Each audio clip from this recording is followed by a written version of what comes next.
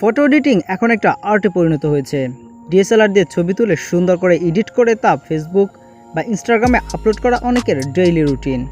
এছাড়াও graphics designer, web designer, ইউটিউবারদের প্রায় ছবির ব্যাকগ্রাউন্ড রিমুভ করতে হয়। ছবির ব্যাকগ্রাউন্ড রিমুভ করে ছবিটিকে ট্রান্সপারেন্ট করা হয়। বিভিন্নভাবেই ছবির ব্যাকগ্রাউন্ড রিমুভ করা যায়। ফটোশপ, ইলাস্ট্রেটর এবং আরও কিছু সফটওয়্যারের সাহায্যে করা যায়। কিন্তু আমি আজকে এসব সফটওয়্যার ব্যবহার না করে কিভাবে খুব সহজে আর দ্রুত ছবির ব্যাকগ্রাউন্ড রিমুভ করা যায় তা দেখাবো।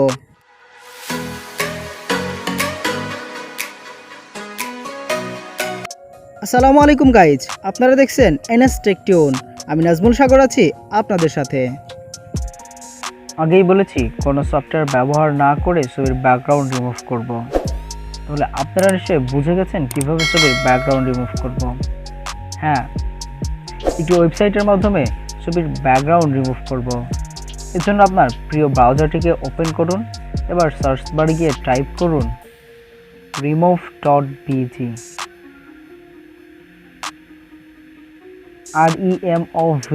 remove.bg।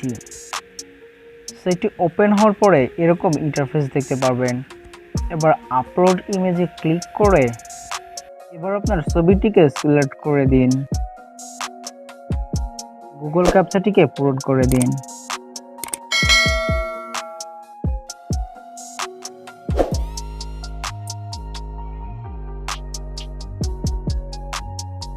ছবিটি সম্পূর্ণভাবে আপলোড হয়ে গেছে। এবার সিম্পলি ডাউনলোড বাটনে ক্লিক করে ছবিটিকে ডাউনলোড করে নিন। এবার দেখুন কতটা স্মুথলি ছবিটির ব্যাকগ্রাউন্ড চেঞ্জ হয়ে গেল। এভাবে কোনো সফটওয়্যারের ঝামেলা ছাড়া এবং খুব দ্রুতই যে কোনো ছবির ব্যাকগ্রাউন্ড রিমুভ করতে পারবেন। আই হোপ ভিডিওটি আপনাদের ভালো লেগেছে।